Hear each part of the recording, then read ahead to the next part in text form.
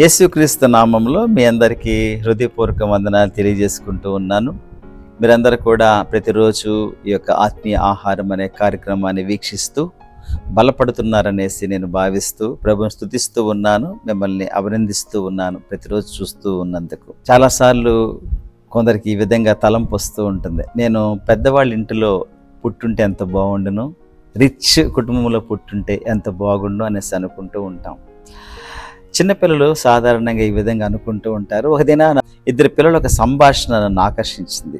ఒక వ్యక్తి అంటూ ఉన్నాడు ఇంకో అబ్బాయితో, అరే నేను పలానింట్లో పుట్టుంటే ఎంత బాగుండేదిరా, నేను రిచ్గా ఉండుంటే ఎంత బాగుండేది, కానీ ఇప్పుడు నిజంగా నేను ఏది అడిగినా మా డాడీ అసలు ఏది ఇవ్వట్లేదురా, చాలా కష్టంగా అనిపిస్తూ ఉందిరా అనేసి బాధపడుతూ ఉంటే ఇంకోడు నవ్వుతూ ఉన్నాడు. నాకు అప్పుడు అనిపించింది, నిజంగా మనం అందరం కూడా ఒక విధంగా చెప్పాలనంటే సర్వోన్నత దేవుని బిడ్డలుగా ఉండడానికి దేవుడు ఇష్టపడుతున్నారు, కానీ చాలామంది దాన్ని అంగీకరించడం లేదు.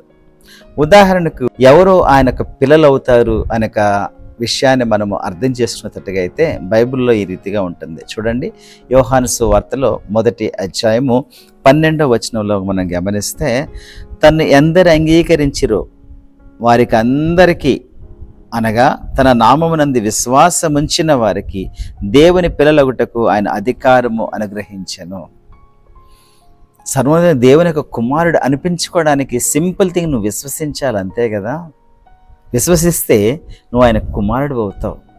ఆయనకు కుమారుడు అనుకో, దేవాది దేవునికి కుమారుడు అంటే నిజంగా నీకు ఎంత ఆధిక్యత ఉంటుందో ఒక్కసారి ఆలోచించావా? ఎంత ఆధిక్యత ఉంటుందో దేవునికి ఒక కుమారుడు అని అంటే నిజంగా మరి పరిస్థితిని మనం శాసించవచ్చు. మనకు వచ్చేటటువంటి అనారోగ్యాన్ని కూడా మనం యేసు ప్రభు నామములో మనకు అధికారం ఉంటుంది దాన్ని వెడలిపోవడానికి.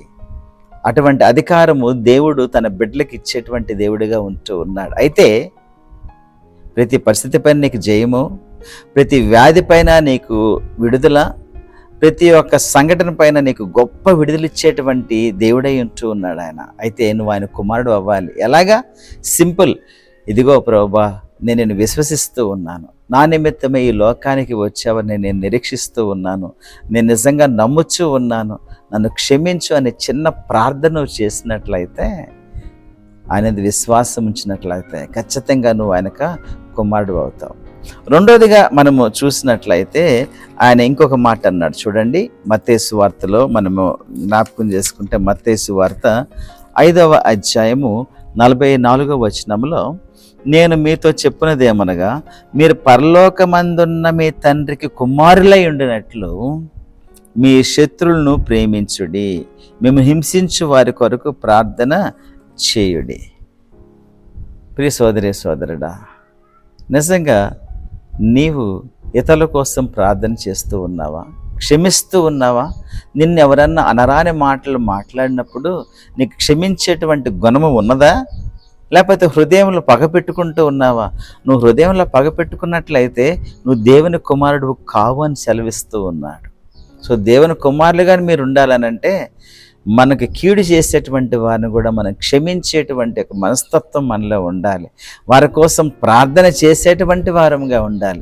యేసు ప్రభు కలవరి శిలువలో తను వేలాడుచు, తండ్రి వీరేం చేయుచున్నారు, వీరెరుగురు కనుక వీరిని క్షమించమని ఆయన ప్రార్థన చేసినప్పుడు, అటువంటి ప్రార్థన నువ్వు కలిగి ఉండకపోతే నిజంగా నువ్వు దేవుని కుమారుడు కావు, దేవుని కుమార్తెవు కావు. కాబట్టి ఒక్కసారి ఆలోచన చేసుకో, ఎందుకు నీ జీవితంలో కొన్ని సంఘటనల పైన విజయం పొందలేకపోతున్నావనంటే ఇతరులను క్షమించకపోవడమే కదా. మూడోదిగా మనం చూసినట్లయితే రోమాపత్రికలు మనం వెళ్ళినప్పుడు, రోమాపత్రిక 8వ అధ్యాయం 14వ వచనం ద్వారా, దేవుని ఆత్మచేత ఎందరు నడిపింపబడుదురో వారందరూ దేవుని కుమారులై ఉందురు అని ఉంది. నువ్వు ఆత్మచేత నడిపించబడుచు ఉన్నావా? ఆత్మదేవుడు నిన్ను నడిపించడానికి పదే పదే నీ వెంట వస్తూ ఉంటే ఆయన దుఃఖపరుస్తూ ఉన్నావే, ఆయన అవమానపరుస్తూ ఉన్నావే. మరి ఇలాగా నువ్వు ఉన్నట్లయితే ప్రియ సోదరి సోదరుడు, నువ్వు ఎలాగ దేవుని కుమారుడు అవుతావు? దేవుని కుమారుడికి ఉండేటువంటి ఆధిక్యతలు నిజంగా చాలా గొప్పవి.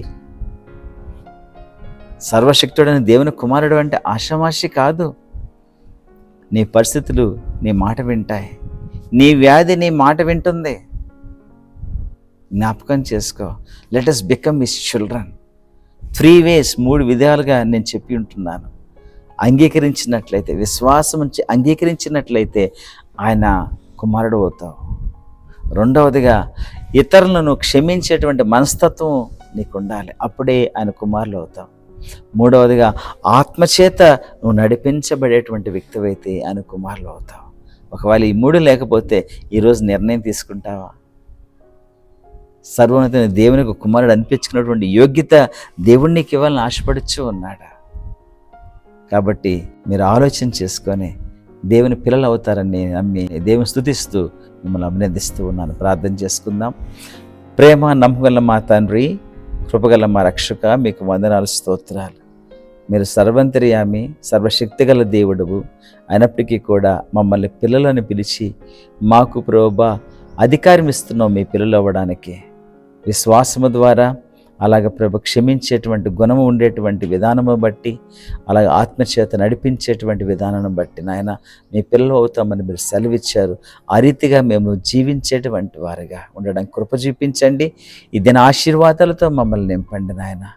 ఈ దినమంతా మిమ్మల్ని మహింపరిచేటువంటి వారుగా మమ్మల్ని ప్రభువా యేసయ్య మీరు తీర్చిదిద్ది మాకు సహాయపడవలసిందిగా వేడుకుంటూ యేసుక్రీస్తు దివ్యమైన నామంలో అడిగి వేడుచు ఉన్నాము తండ్రి. ఆమేన్. ప్రియ సోదరి సోదరుడా, ఈ ఉదయకాలము ఈ యొక్క మెసేజ్ వల్ల నీవు నిజంగా బలపరచబడినట్లయితే మీ ఫ్రెండ్స్కి షేర్ చేస్తారని భావిస్తూ, God bless you all. Thank you once again.